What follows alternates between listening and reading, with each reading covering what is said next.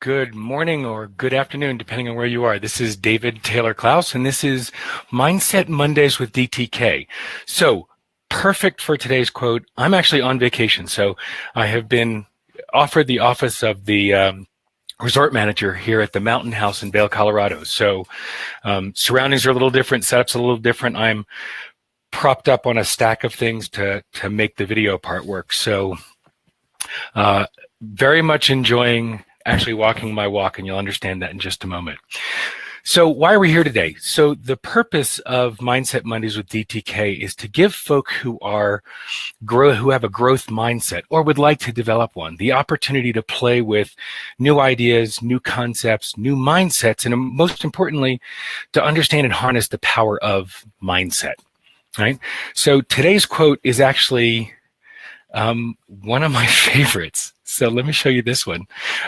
It's never get so busy making a living that you forget to make a life. So yes, I hope that when I laid out the order of all of the quotes and mindset triggers that I wanted to play with, that I picked this one intentionally to be the week that I was on vacation. So I'm going to pretend that it was intentional. The playground here is, no. This is actually more fun because this is whose quote it is. I don't know if anybody you recognize who that is. The quote, again, is never get so busy making a living that you forget to make a life. And this is Rev Run, also known as Run from Run DMC. So later in life, he became a reverend. He actually began to focus on what he found to be most important in his world, and it shifted his direction quite a bit. So with that little tidbit, I always like to give attribution to who the quote is by. So again, never get so busy making a living that you forget to make a life. And Elaine asked me this morning what I wanted to talk about with this today. And the piece, I think, really is how important language is, right? When we talk about balancing work and life, the phrase that everybody uses, the default phrase, is work-life balance. And I don't know, many of you who've been listening to me for a while know that makes the hair on the back of my neck stand up. The idea that, my God, when did it become okay to put work first? It's almost infuriating, and I'll tell you how backwards we have this culturally. And I did a search on Google and set it up to give me the first 100 results, the first 10 pages worth instead of just the first page of 10. And I gave it a string search, a Boolean search, where the phrase life, work, balance was in quotes. The idea is that the search engine would give me only instances of where the three words together, life, work, balance, came together and in order. 75 out of the top 100 returns for that search were for work-life balance. Even the Google algorithm has it backwards. I mean, that's ridiculous. The 80-hour work week had become a badge of honor. Millennials are shifting that.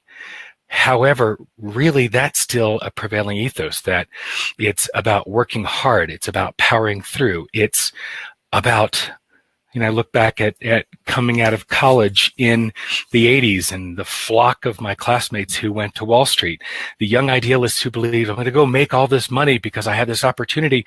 And then once I've made this money, then I'm going to start focusing on the things that were important to me. In other words, I'm going to make a living. And then when I get there, then I'm going to work on making a life. And that's a shattering reality of getting to that point where you've made it and you have the money and the means, and you've lost connection to what it is that it means to make a life. And I think this is that piece where paying attention to our language, the idea of putting work first in just the casual term that we use of work-life balance. No, work shouldn't come first. Nobody is here on this planet to make money. We're here to create experiences and create a shift, and God willing, leave this place better than when we found it. That's about living. So we work to make money so that we can live. How we want to live should be driving the work that we do and what we make, how we make money, and knowing what we're making it for makes all the difference. the concept that Judith E. Glaser talks about in conversational intelligence, and she says this over and over again, is words create worlds. It's not work-life balance, because work doesn't come first. It's life-work rhythm, as Scott Eblin calls it, or even life-work integration, which is the way I've been talking about it. In order to balance two things, think of a seesaw. You have to separate them, right? You have to separate them in order to balance them. Well, that's not really how things work. How do you integrate life and work so that it works for the life you're trying to create? So the language is super important. And I think, what I would love to hear from the folks that are logged in right now is, what is it? Where do you get tripped up in language? What's the language for you? How often do you catch yourself saying work-life balance? Have you ever thought about it, or is it just another idiom? My son Josh, over the last year or so, has been unpacking language. When he realized where idioms come from, every once in a while he'll just say, wow, right? Just think of the term we use for that little bit of hair that's sticking up, right? It's a cowlick. Have you ever thought about the origin of that?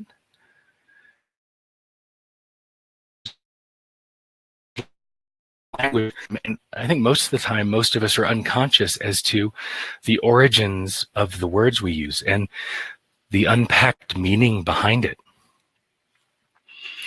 So there's so much language that creates the worlds that we live into.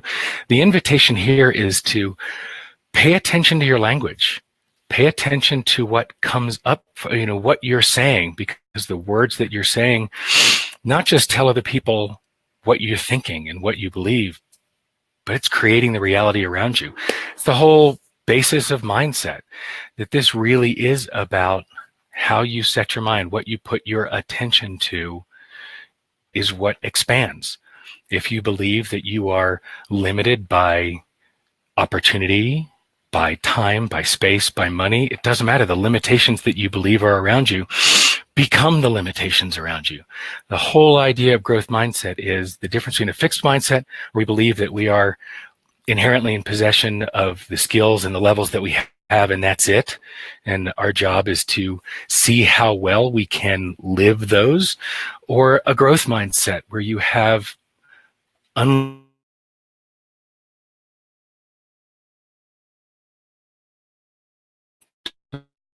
learn and able to grow and able to, and that's a pretty remarkable difference.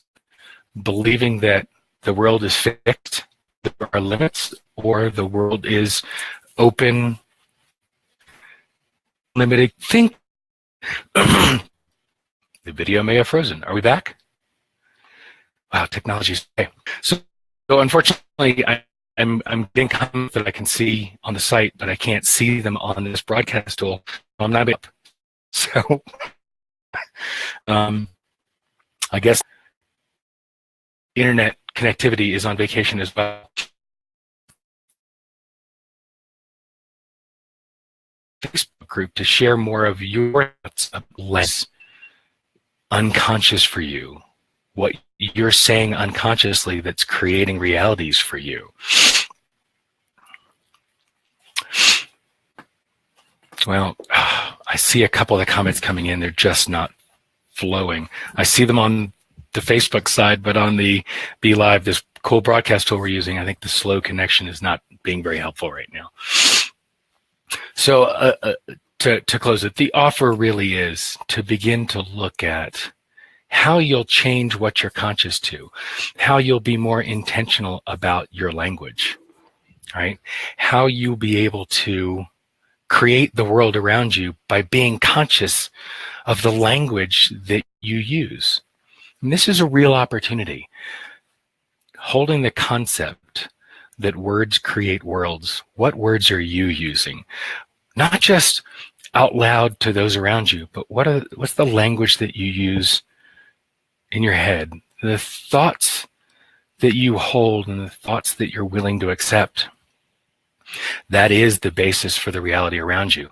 We talked about this, that humans are evidence collecting machines. So if you hold something as true, you're going to look at the world through that lens of collecting evidence to make that true. I don't have time. It takes as long as it takes. This is just the language.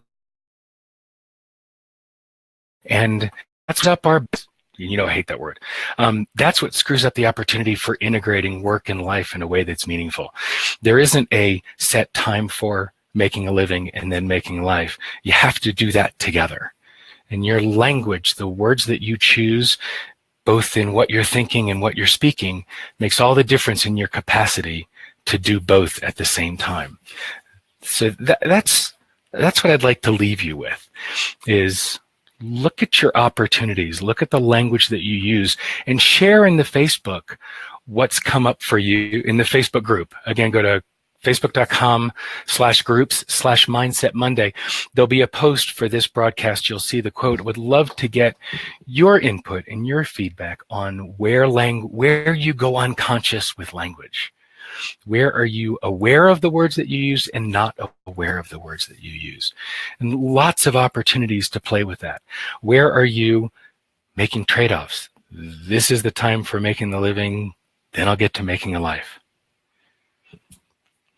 So the question always is, what mindset will you choose? I posted earlier, a couple days ago in the post, what's the mindset you choose for vacation? How do you shift out of work mode into vacation mode? How do you shift back? The question always is, what mindset will you choose? Because you are ultimately at choice. And as my wife has been saying for a decade now, people at choice are free. And that's the key. So until next week, what mindset will you choose? And I look forward to seeing you next Monday.